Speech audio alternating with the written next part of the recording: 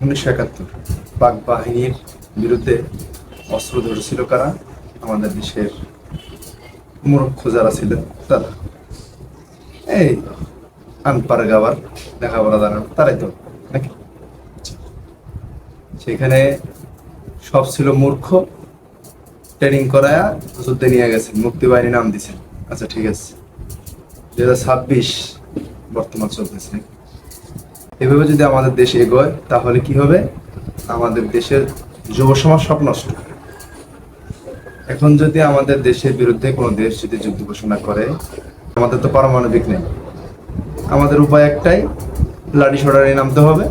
যুব সমাজ তো নষ্ট আজকে, আপনারা মাধ্যম দিয়ে তাদেরকে নষ্ট করে দিচ্ছেন।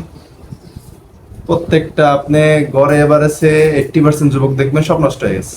কারণ কি? মাদক। আর সরকার সংসদে বলতেছে কি মাদকের বিরুদ্ধে জিরো টলারেন্স। আচ্ছা, মাদকের বিরুদ্ধে যদি জিরো টলারেন্স ঘোষণা করা হয়, তাহলে এই যে মিয়ানমার আর ইন্ডিয়া থেকে যে সিংহভাগ মাদক আসছে, এটার পিছনে কে আছে তাহলে? আপনার এই 26 চলতেছে, 27 আসবে, সামনে 28, 30, যদি কোনো একটা কিছু হয় দেশের বিরুদ্ধে, তখন দাঁড়াবে কে? সব তো মাদক দিয়ে ভঙ্গ করে ফেলছেন। এই সব তো ইন্ডিয়ার চাল।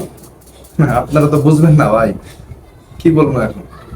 সবাই তো আছেন কারেন্টলি কোন নিউজ চলতেছে সেটার পিছে।